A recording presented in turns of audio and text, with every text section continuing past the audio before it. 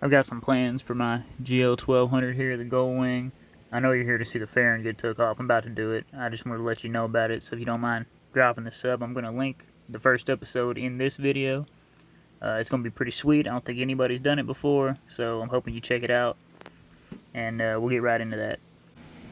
You make note the lower fairing isn't on here, but it's cool. I had footage of me taking it off when I did the carburetor removal video, and I did include it in this, so it might be a little disorientated to you, but I got it, don't worry.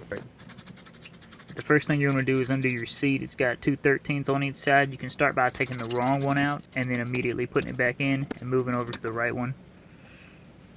The seat's shoved all the way back on mine already, so I just lift it up, but yeah, slide it all the way to the rear, and there's a nub in the front. You pull it straight out.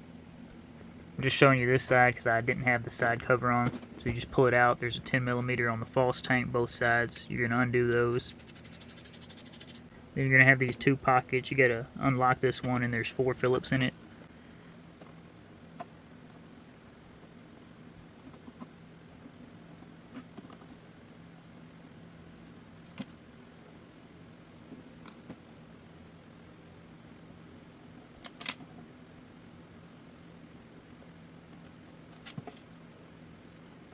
And then on the left side, you just rip your duct tape off.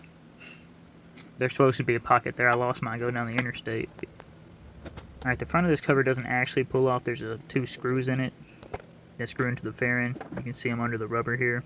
Mine just aren't screwed in right now. So, but yeah, right there and right there. You don't actually have to take this off, but it's 2 Phillips. I was pulling it to get it out the way. I don't actually know how to take this fairing off. It's my first time, but hey, we are learning together. So you got some green, like, sound deadening in here. Something looks like that that cheap stuff they put in their plants. Both speaker covers just pull off. They wiggle a little bit.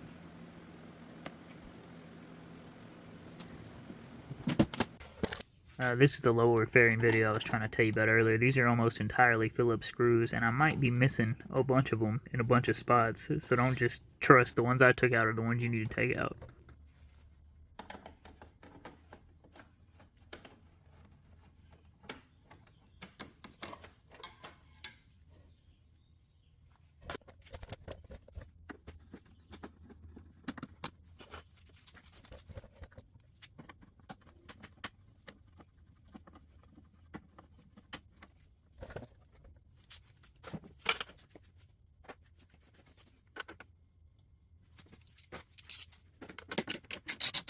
That looks like a 10 to me. Almost every bolt on this thing is a 13 or a 10.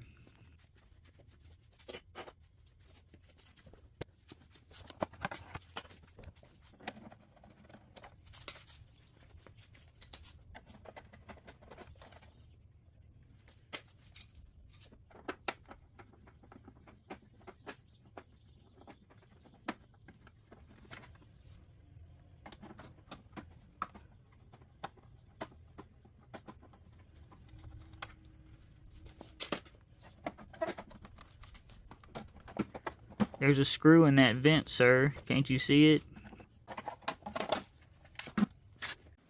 My bike has an aftermarket radio in it. It's got a cassette player in it, though, so losing that'll be kind of depressing. But if you have this Sanyo radio, I guess, this is how you take it out.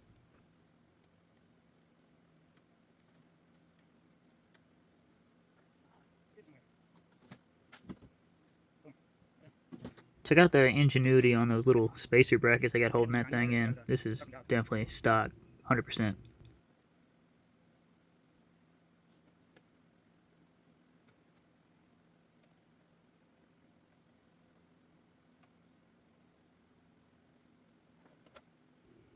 This radio wiring didn't have any like pullouts or clips, whatever. I cut that thing off. So looking back on it now, while I take these speakers out to get the gauge cluster thing off the cover, really the only thing connected to the bike itself from the fairing on this front side is the antenna wire for the radio. And of course there's a wire harness. It's kind of like a pass-through down there on the left, and some screwed in bits there. I guess what I'm saying is you don't have to take the gauges out, man.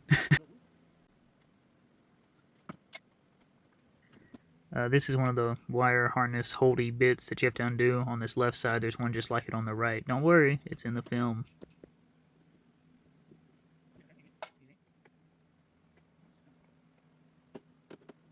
There he is. Why do you guys think my voiceover thing does that weird stutter thing?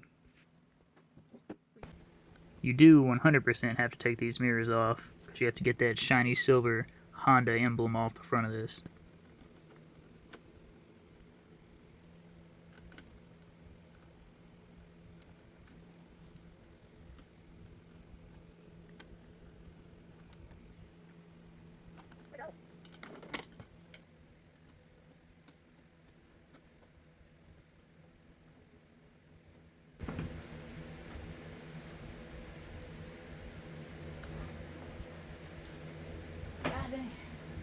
This pushes up.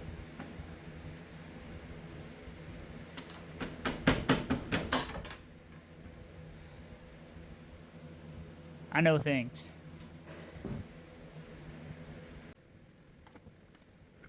Pulling the windshield here, it's just Phillips screws. Bike made out of Phillips screws in 10s and 13s. You know they made all of these in Ohio, even the ones they exported? Japanese guy bought an American motorcycle from a Japanese company. I think those were 10s. You got 2 Phillips down there in this little smiley face bit. Yeah, those could be 13s. Could be 10s. What I'm pointing at here that you can't see are the 10 millimeters that are holding in that gauge cluster. There's 2 in the front here, and then there's 2 more that you have to get from the top side down there.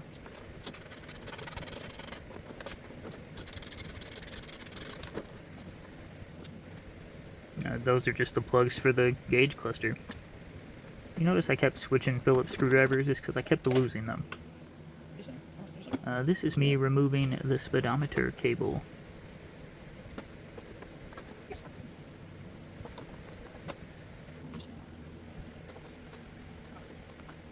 The 2 smaller bolts there that I changed my mind and decided to take off, that's just the bracket that holds the gauge cluster. Again, I'm pretty sure you could leave that on there. Alright, here, this thing that I'm wrestling with right now, it's like a pass-through thing, like a Jeep door. Plugs go in this side, plugs come out the other side. The whole wiring harness is right here, so you could just unplug these 2 that I'm getting my hands all gross for, and literally not unhook anything else. Well, you need to get the antenna out. These 2 13s here, these actually hold this fairing to the fairing mount. Alright, you got one of these Allen key things on both sides. I want to say that was an 8, but I could be wrong. I mean, it'll fit or it won't.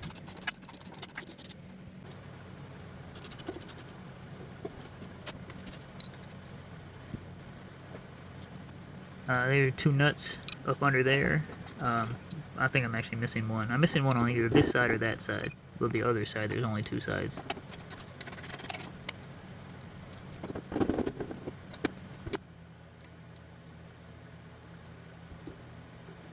Stuck. Just a little stuck. Probably shouldn't record your voiceover and then hear you say the exact same word after the fact, but whatever, man. That's it. It's literally off. You watch me pick this thing up. It's not heavy. Like, you see, I went for the big strong man yank on that, and it was light.